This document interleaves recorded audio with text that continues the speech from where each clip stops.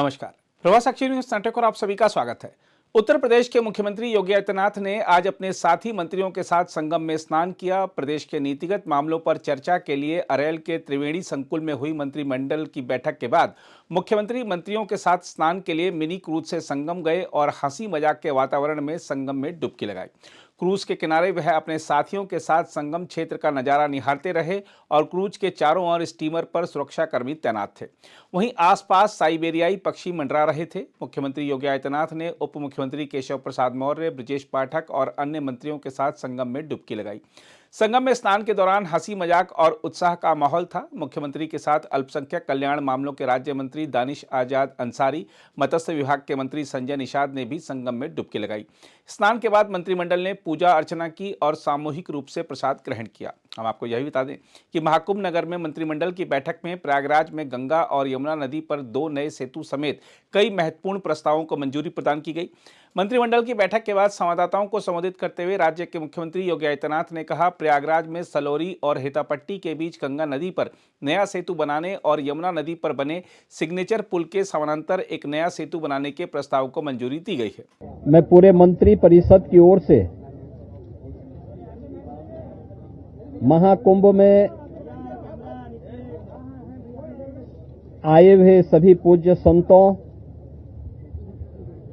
और सभी श्रद्धालुओं के साथ ही लोकतंत्र के सजग प्रहरी के रूप में आप सभी मीडिया से जुड़े हुए प्रतिनिधियों का पूरे मंत्री परिषद की ओर से हृदय से स्वागत करता हूं। महाकुंभ में पहली बार उत्तर प्रदेश का संपूर्ण मंत्री परिषद उपस्थित है। हमारे सहयोगी सभी मंत्रियों ने आज यहां पर बहुत सारे मुद्दों पर चर्चा की है। प्रदेश के विकास से जुड़े हुए जो नीतिगत निर्णय हैं उन मुद्दों पर चर्चा हुई है। इसके अलावा यहां पर अन्य महत्वपूर्ण मुद्दों के साथ साथ प्रयागराज के विकास से जुड़े हुए मुद्दों पर भी चर्चा हुई है। इस अवसर पर जिन मुद्दों पर आज यहां चर्चा हुई है उनमें खासतौर पर प्रदेश सरकार के जो महत्वपूर्ण मामले हैं उनमें से उत्तर प्रदेश की जो एरोस्पेस और डिफेंस एंड एम्प्लॉयमेंट से संबंधित जो पॉलिसी है उस पॉलिसी 2018 में हमने बनाई थी। उसी पॉलिसी के 5 साल पूरे हो चुके हैं। अब उसको नए सिरे से बनाने की व्यवस्था की गई है। तो इस पॉलिसी को यहां पर अब हम लोगों ने बड़े निवेश को आमंत्रित करने के लिए उसमें नए इंसेंटिव की घोषणा की है। आज इस पर चर्चा हुई है। एफडीआई के अंतर्गत और फॉर्च्यून 500 में जो निवेश प्रदेश में हुआ है उस निवेश के अंतर्गत इंसेंटिव वितरण करने की व्यवस्था और उसको उतनी प्रतिपूर्ति शासन यूपी सीडा को कर रहा है और सीडा ने यूपी सीडा उसके माध्यम से करेगा। कुछ नए निवेश के प्रस्ताव यहां पर आए हैं जिन्हें लेटर ऑफ इंटेंट यहां पे आज जारी हो रहे हैं। इनमें एक मिर्जापुर का है, 10,000 करोड़ रुपए से अधिक का निवेश का है, एक मुरादाबाद का है और अन्य 2 प्रस्ताव जिन पर आज यहां पर लेटर ऑफ इंटेंट के बारे में चर्चा हुई है। युवाओं को स्मार्टफोन और टैबलेट उपलब्ध कराने की भी स्कीम को यहां पे व्यवस्था दी गई है और यह युद्ध स्तर पर अगले कुछ समय के लिए सरकार ने इसके लिए धनराशि की व्यवस्था की। इसको हम उस कार्यक्रम की भी चर्चा हुई है। बलरामपुर में सरदेव अटल बिहारी वाजपेयी जी की कर्म भूमि रही है। उन्हीं के नाम पर जो केजीएमयू का सैटेलाइट सेंटर था उसे मेडिकल कॉलेज के रूप में स्थापित करने और मेडिकल कॉलेज में नेक्स्ट सेशन में उसको संचालित करने का निर्णय लिया गया है। इसके अलावा पीपीपी मोड पर 3 नए जनपदों में मेडिकल कॉलेज के निर्माण की कार्रवाई, जिनमें बागपत, हाथरस और कासगंज, इन 3 जनपदों में नए मेडिकल कॉलेज निर्माण की सहमति पर भी आज यहां पर सरकार ने अपना वो किया है। टाटा टेक्नोलॉजीज के साथ में मिलकर के प्रदेश के अंदर 62 ITI को 5 centre of invention and incubation and training centre की स्थापना के बारे में भी एक नए प्रस्ताव को, जो एक प्रकार का हब एंड स्पोक मॉडल होगा और मॉडर्न एज कोर्सेज के साथ उत्तर प्रदेश के युवाओं को जोड़ने के लिए कार्यक्रम के साथ सहमति भी आज मंत्री परिषद ने यहां पर इस प्रस्ताव को भी दिया है। इसके अलावा प्रदेश के अंदर एक अभियोजन डायरेक्टरेट की घोषणा की भी व्यवस्था मंत्री परिषद ने उसको अपनी सहमति दी है और प्रयागराज, वाराणसी और आगरा, ये जो म्युनिसिपल कॉरपोरेशन है हमारे, इन 3 महत्वपूर्ण म्युनिसिपल कॉरपोरेशन में तीनों के बॉन्ड जारी होंगे। अब तक हमने लखनऊ और गाजियाबाद के बॉन्ड जारी किए थे, जिसके बहुत अच्छे रिजल्ट सामने आए हैं। यह म्युनिसिपल कॉरपोरेशन की ब्रांडिंग करने का, उसके विकास को आगे बढ़ाने का एक महत्वपूर्ण माध्यम होता है और एक नई दृष्टि मिलती है और एक पहचान मिलती है संबंधित कॉरपोरेशन को। यहां पर आप प्रयागराज के महत्व को आप देख रहे हैं। वैश्विक मंच पर इस समय हमारा प्रयागराज छाता हुआ दिखाई दे रहा है।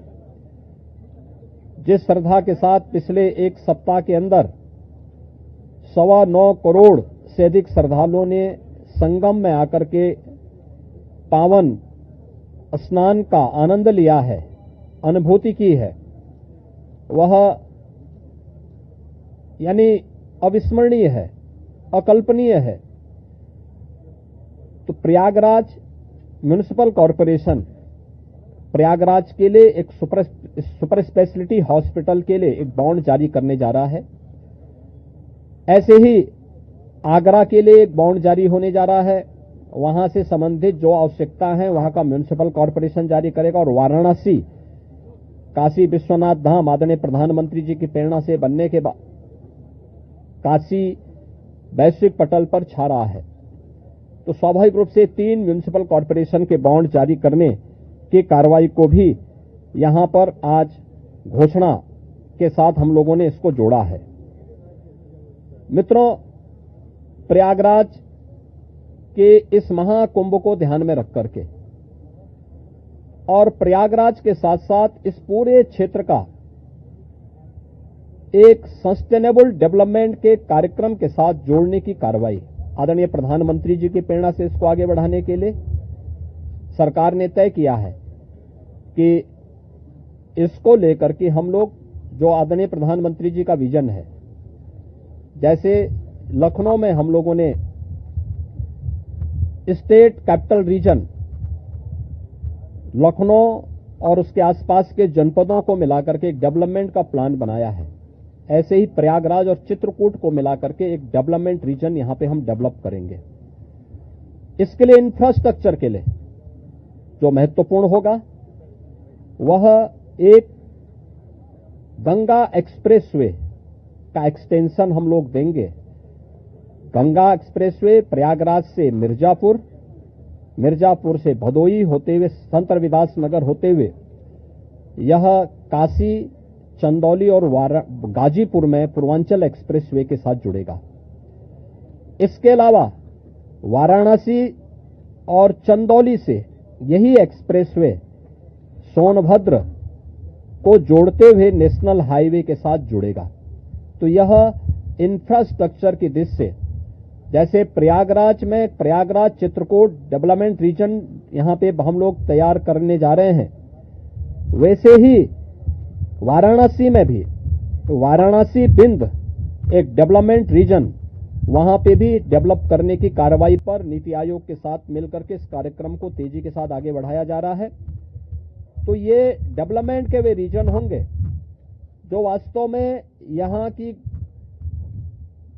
न केवल पर्यटन की दृष्टि से बल्कि आर्थिक उन्नयन में और यहां पे रोजगार सृजन में बड़ी भूमिका का निर्वहन करेंगे। उस प्रकार का इंफ्रास्ट्रक्चर की दृष्टि से एक्सप्रेसवे एक, तो ये एक्सटेंशन हम लोग इसको करने जा रहे हैं जो प्रयागराज, बिंद और काशी एक्सप्रेसवे के रूप में इसे हम लोग जानेंगे। दूसरा है चित्रकूट और प्रयागराज के गंगा एक्सप्रेसवे को जोड़ने के लिए बुंदेलखंड एक्सप्रेसवे को गंगा एक्सप्रेसवे के साथ यहां पर भी जोड़ने की एक कार्रवाई को आगे बढ़ाना, जो चित्रकूट की दूरी को प्रयागराज के साथ जोड़ सके और रीवा हाईवे जो नेशनल हाईवे है, इस हाईवे को भी एक सुविधा इस एक्सप्रेसवे के साथ, गंगा एक्सप्रेसवे के साथ या फिर बुंदेलखंड एक्सप्रेसवे के साथ जुड़ने का एक अवसर प्राप्त होगा।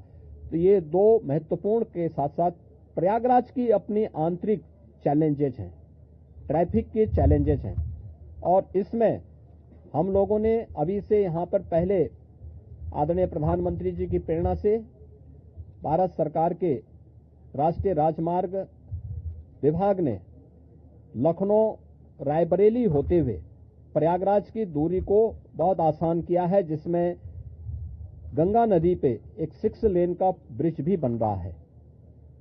इस समय हमने उसकी एक व्यवस्था स्टील ब्रिज दिया है इस पूरे महाकुंभ के दौरान, जो प्रॉपर रूप से कार्य कर रहा है, लेकिन वो नया ब्रिज भी समय रहते हुए कंप्लीट हो जाएगा। ऐसे ही अन्य कनेक्टिविटी के लिए यहां से मिर्जापुर, जौनपुर, वाराणसी, आजमगढ़, गोरखपुर की कनेक्टिविटी को बनाए रखने के लिए यहां पर जो मांग हो रही थी प्रयागराज शहर की तरफ से सलौरी और हेतापट्टी के बीच में, झूसी के बीच में इस पूरे ब्रिज को बनाने की एक कार्रवाई को, 4 लेन के एक ब्रिज को सरकार इसको बनाएगी। दूसरा, रीवा की तरफ से और जो आपके अरेल की ओर से जो यहां पे प्रेशर है यमुना जी के ब्रिज पे, सिग्नेचर ब्रिज आज से 20 साल पहले बनकर के तैयार हुआ था। आज यहां पर उसकी दृष्टि बहुत महत्वपूर्ण आवश्यकता यहां पर है कि उसके पैरेलल एक नया ब्रिज बने। तो सिग्नेचर ब्रिज के पैरेलल यमुना जी में भी एक नए ब्रिज को हम अपनी सहमति, कैबिनेट ने अपनी सहमति दी है कि हाँ, शास्त्री ब्रिज के पैरेलल तो हम उसके साथ कर ही रहे हैं और इसको भी हम उसके साथ जोड़ेंगे। तो ये महत्वपूर्ण घोषणाएं प्रयागराज के इंफ्रास्ट्रक्चर, यहां के सस्टेनेबल डेवलपमेंट की दृष्टि से, डेवलपमेंट और रोजगार की दृष्टि से, और आने वाले समय में यहां के नागरिकों के जीवन स्तर को और बेहतर बनाने की दिशा में जो आदरणीय प्रधानमंत्री जी की प्रेरणा है उसको आगे बढ़ाने के लिए ये कुछ घोषणाएं आज यहां पर कैबिनेट ने जिस पे चर्चा की है, अपनी सैद्धांतिक सहमति दी है। और मुझे पूरा विश्वास है कि अगली बार जब कुंभ के साथ उत्तर प्रदेश जुड़ेगा तो इन सब इंफ्रास्ट्रक्चर का लाभ आने वाले श्रद्धालुओं को प्राप्त होगा। मैं आप सबका एक बार फिर से अपने मंत्री परिषद के सभी साथियों की ओर से हृदय से स्वागत करता हूं, अभिनंदन करता हूं। कहां गए भाई राजभर जी, और ये कहां गए अपने आशीष पटेल जी, निषाद राज, कहां हैं लोग? आप लोग पीछे क्या छुपे हैं? इधर आइए। कहां राजभर जी, कहां गए? अनिल कहां है? अनिल कहां है?